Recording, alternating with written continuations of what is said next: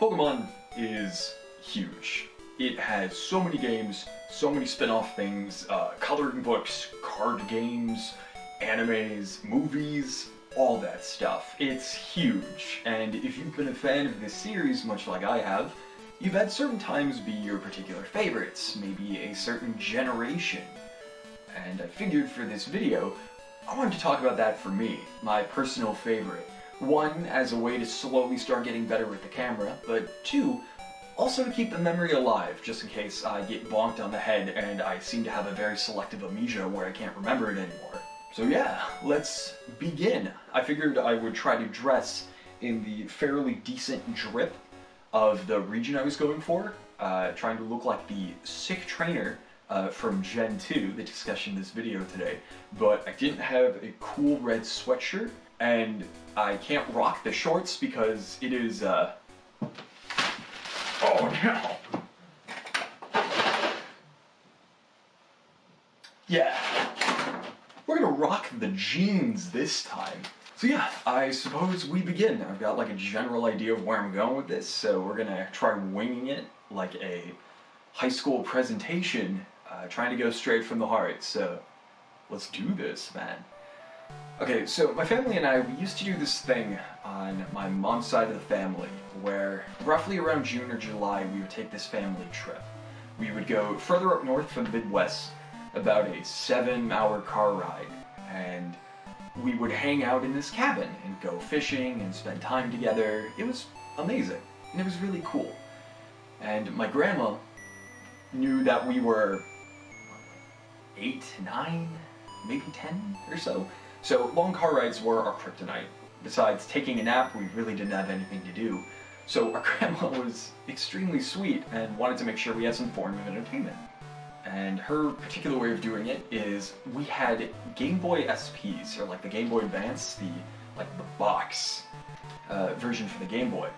And she wanted to pick out some games for us to play, and the particular one she did was she gave my brother a copy of Pokemon Gold. And for me, because the only other one was left, was Pokemon Crystal. And she figured it'd just be like this fun diversion for us to play in the car and to keep us busy while that stuff was going on. She would have no idea the lasting repercussions of this generous act she gave us. So my brother and I have been growing up, we've been enjoying a lot of Dragon Quest, we've been playing a little bit of Final Fantasy, never getting that far. And Pokemon, we knew about that. Like, we had a copy of Fire Red, and I believe Leaf Green, but that has gone MIA at the moment. We were familiar with Pokemon. We watched a little bit of the cartoon show, we would get into the comic Pokemon Adventures, which, oh, that's really good. I gotta talk about that sometime, oh boy. But we were really into the franchise, it was cool. And there were these 2 games we were given. Those games were really exciting because we were familiar with the concept of Pokemon. You've got your 8 gym badges, you've got your trying to be the best like no one ever was, you've got your trading, you've got that cute electric mouse who is now overused. Like, come on, man, you have so many other Pokemon, just pick one other than that, jeez. But we knew about the concept, so it was really exciting because this game was uncharted territory. We had no idea where we were going with it. We were familiar with some Pokemon from the anime, but a lot of them were new. This was a new frontier. This was our adventure. So we're driving up in the car, and my brother and I are playing this, and it was pretty sweet. We got really into it. We each picked a different starter, as you do. I picked Cyndaquil because of course I did, he's adorable. And my brother picked Totodile because he saw the one Pokemon movie where Totodile was doing a little dance and he was like dancing around. It was, I think, the Entei movie?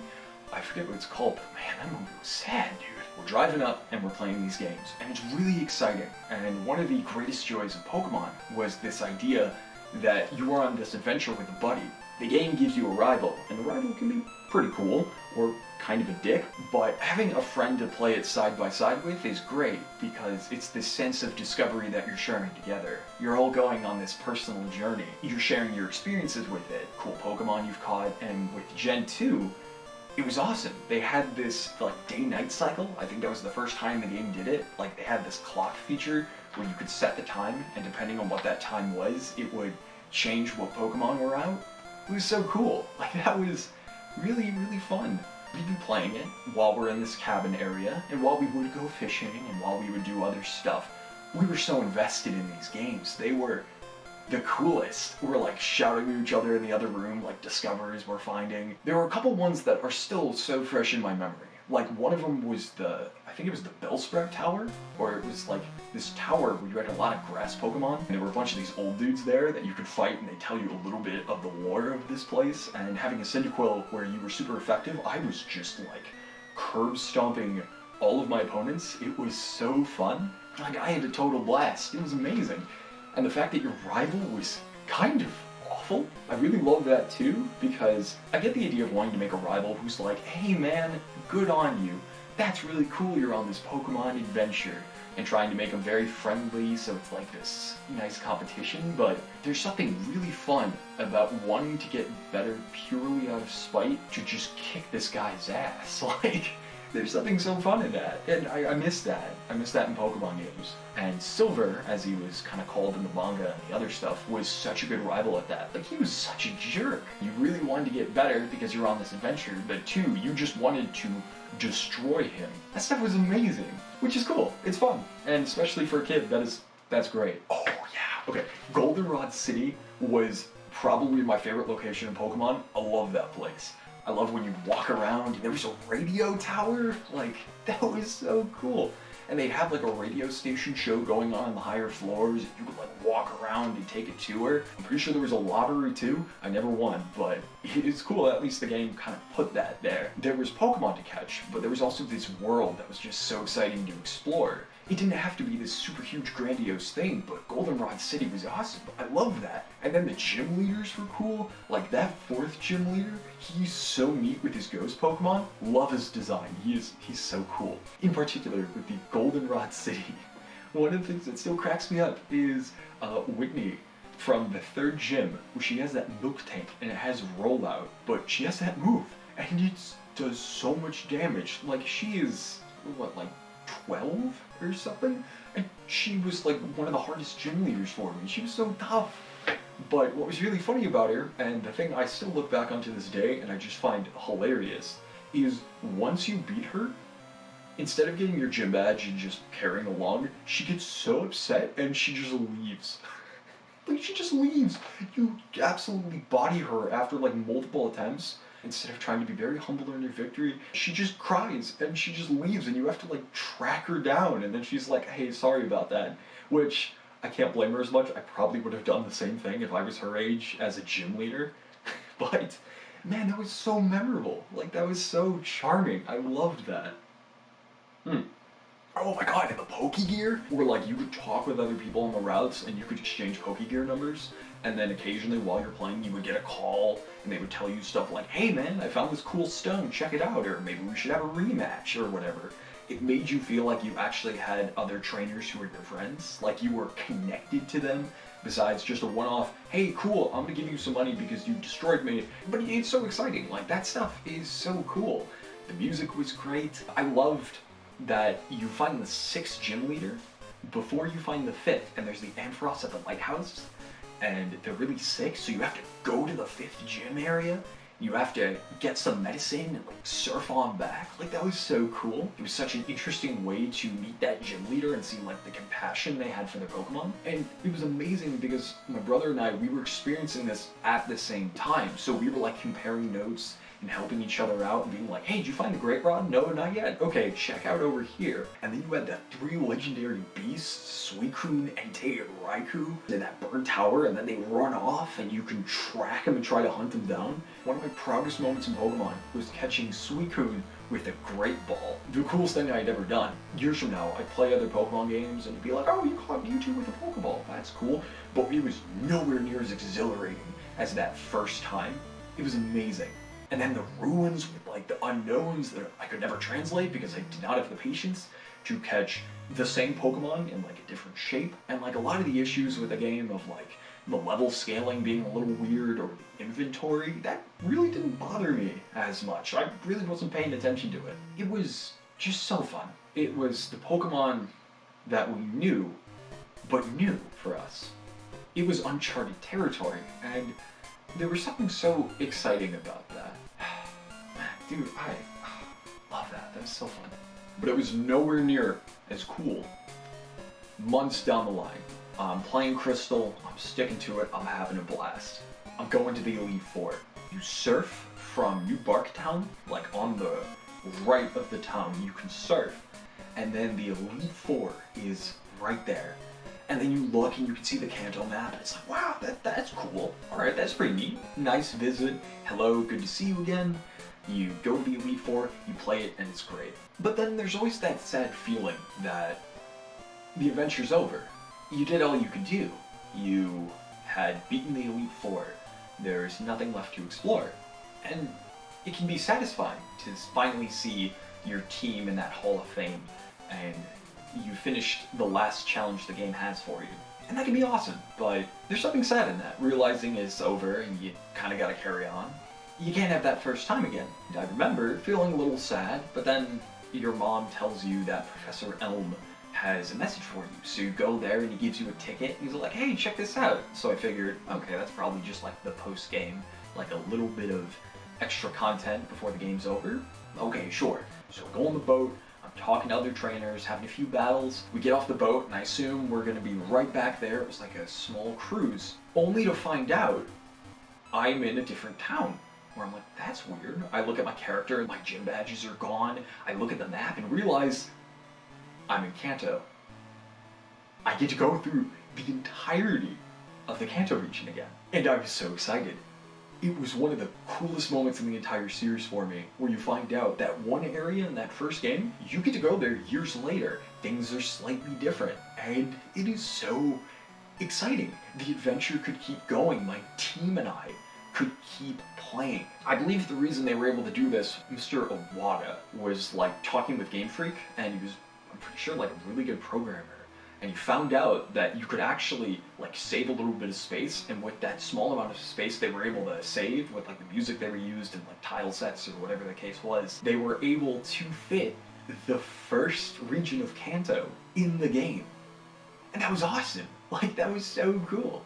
But unfortunately, a disaster strikes. I actually have the cartridge right here. Here we go. I love this cartridge. Check that out, dude. That's so cool. Oh, extremely lucky. I left that bad boy in the wash in one of my pockets of jeans, and when my mom was doing my wash, I forgot to take it out, so my cartridge was in there too. Once I found out about it, I tried to load it up, and the internal battery was just fried, and all of my progress was gone, which kind of sucks. My bad. But there was a really interesting thing too. So my brother and I went to a sort of like after-school summer camp thing. One of the interesting things about that was another dynamic of Pokemon that was so fun at the time was the sense of discovery and the fact that you didn't really have a super good internet connection, or you didn't quite know what to type either. It was this word of mouth where a lot of discoveries were made by people just sharing it around, which could lead to a lot of faulty information, but that's what made it a lot of fun looking back. And there were some kids I was talking to, and they mentioned how you could apparently fight Ash in Pokemon Gold, Silver, and Crystal, and he had like a level 70-something Pikachu. I totally bought it because of course I did. That's such a cool idea. A few years later I was like, there's no way you could do that. Like, that can't be true. Where I'm thinking like, how could they get an anime character in there? How could they do it? Like, it makes no sense. But then, Heart Gold and Soul Silver come out. And we're playing the game and it's pretty cool, though I will say it did not hit me as hard as that first time playing Crystal, because it was technically the same game and there were a lot of really cool quality of life features, like you could walk around with Pokemon, they would follow you, which is such a cool feature. There was the Pokewalker, where you could have it was like a little pedometer where it would walk how many steps you have and you could catch Pokemon in there, like some rare ones. It's kind of sweet. And then my cousins were playing at the time, so the four of us would be playing this and picking our Pokemon and whatever the case were. It was great, but it didn't hit me as hard. And I think one of the reasons was I loved the look of Pokemon Crystal. Like, the original trainer in there, he looks awesome. A lot of that is because of Ken Sugimori's artwork. Like, this man is an absolute legend. I still am just hyped whenever I see his work. Like, that picture of Blastoise on Pokemon Blue's cover is so good. I love that cover so much. Yeah, he even did it for the Crystal one too. And it's like, that is That is so cool. I love the look of that. He basically had this thing of like a sweatshirt, backwards cap, rocking some shorts. It was great. The remake one, it seems a little too manufactured for my liking. It doesn't have as much of the personality in it. Like the shorts are like these caprese, like fit ones, and the sweatshirt looks like something you buy from Abercrombie or something. It is not as cool as like this loose-fitting thing. I really liked that one more. It's much more of a personal preference thing. I just like the look of that a bit better, and it didn't hit quite as hard. But I came across a video on YouTube of your character. You'd go to, I believe it was Mount Silver. You would walk up there, and then this guy just hanging out at the top of this mountain. And you turn around and you look, and you'd be like, wait a minute. That's not Ash. That's my trainer from the first game. There he is. And he's rocking all 3 starters. I think it was a Snorlax, Pikachu, and I think it was one of the evolutions. I'm kind of blanking on that. He was this high-level character who was just chilling here. Didn't even say a single thing. It was awesome. And then I thought back and was like, there's no way. That kid was right. You can fight like the stand-in for Ash. It was great. I found a way to replace my battery in that cartridge of Pokemon Crystal, and then I just played through it again. Like a lot of stuff I didn't notice before, like I made a lot of mistakes. On my first playthrough, I never picked up the HM Fly, so anytime I had to go somewhere, I would just keep walking from town to town. Like I missed Fly, and I think it was like pretty obvious if you play back again, but at the time, I didn't know. I didn't have a guide, so I just kept walking to town, and that was even funnier when the 8th gym town, there's a guy who's sitting outside of this like dragon cave, and he's like, I can't let you in until you prove yourself. So I was talking with a buddy of mine from school, and he was telling me about the only way you could get that guy to move is if you went back to New Barktown, you use strength on your mom, and then you would just push her all the way to that town. And then she would chew the guy out, and then you'd be allowed in the cave. And I genuinely thought that's how it went. So I walked all the way to New Barktown, walked all the way back to my mom. She was like, hi honey, how are you? Good to see you. And I just pull out HM Strength, and it doesn't work.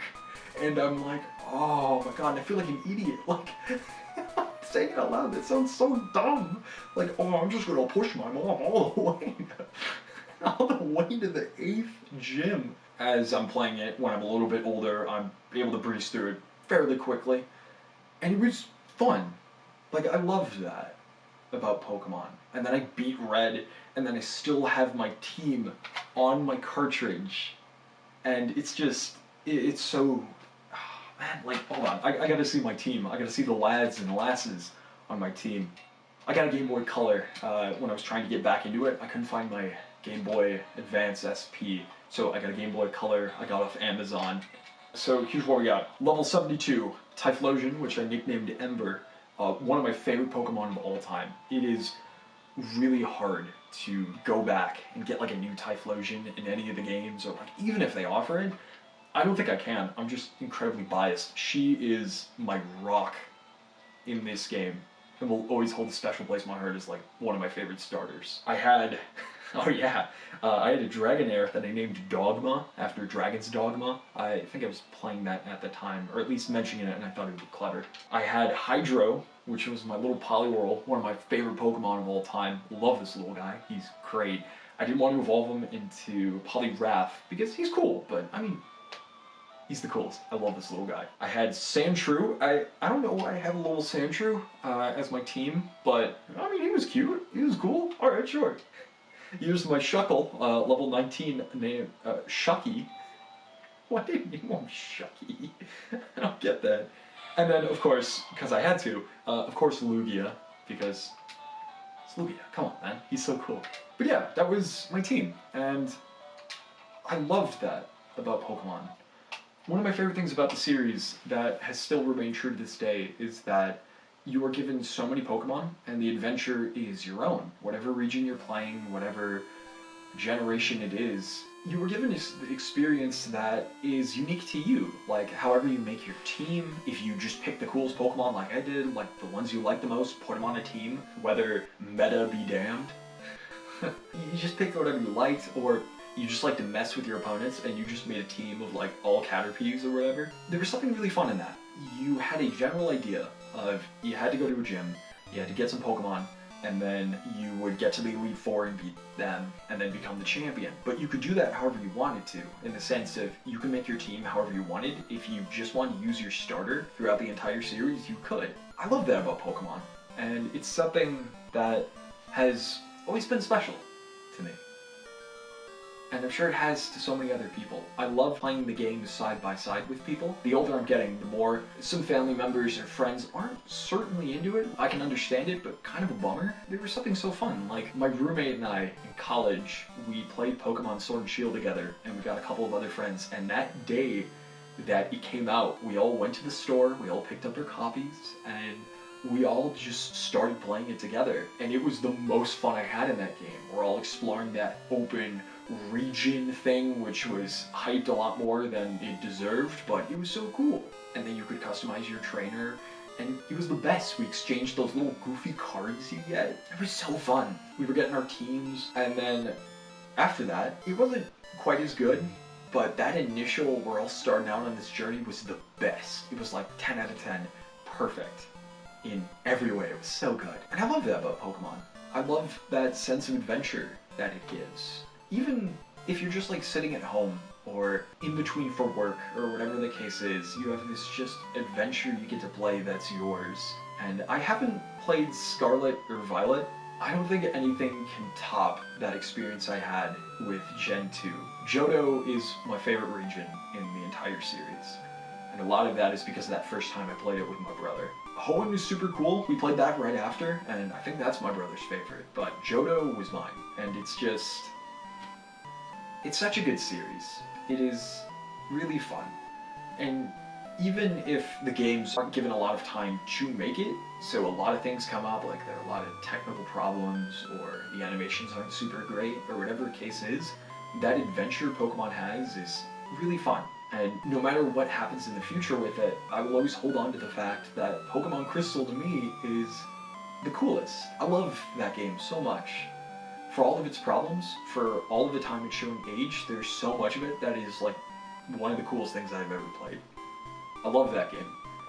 And I think that is really, maybe as cheesy as it sounds, but it's given me like that adventure spirit, that excitement for life, that idea that adventure could be waiting around the corner in this game that you could play for maybe a couple of minutes or hours or however long you do. And of course, when you're growing up, you experience that disillusionment where things aren't quite as cool, you gotta pay bills, you gotta focus on getting a job. There are a lot of responsibilities you have, and depending on what you engage with, there might be more, or there might be less, or you might be lonely. For as long as you play those games, it gives you this excitement that there's a whole world out there to explore. When reality cannot give you that satisfaction you're looking for, Pokemon can give you like a small taste. At least in my case, there's that nostalgia with the Ken Sugimori artwork and the beauty of Johto and seeing Goldenrod City and all of that cool stuff. I will always have a special place in my heart for that. Thank you, Pokemon, for doing that. That's amazing. Maybe I'll play Scarlet and Violet at some point, or maybe I'll play future games, but even if I don't, I've had enough experiences with this series where it will be very special to me. And I'll love it for what it was. And I hope you have something similar too. I imagine if you sat through this weird ramble on-camera discussion of Pokemon Crystal, that you must have a special place in it for your heart as well. Or you're just putting up with me talking, which in that case, that's real nice of you, thank you. Feel free to share in the comments if you have any particular generation that was your favorite, maybe a favorite Pokemon, maybe a favorite just moment in general. Even if it was like something where you're like, oh, I only played like one game and I thought it was okay. Like, whatever the case is, feel free to share them in the comments below, and thank you so much for watching. I haven't been on camera many times, just because trying to figure out like a setup and stuff, but I hope this was watchable, and thank you so much for checking this out. I hope you have a great rest of the day. And yeah, peace.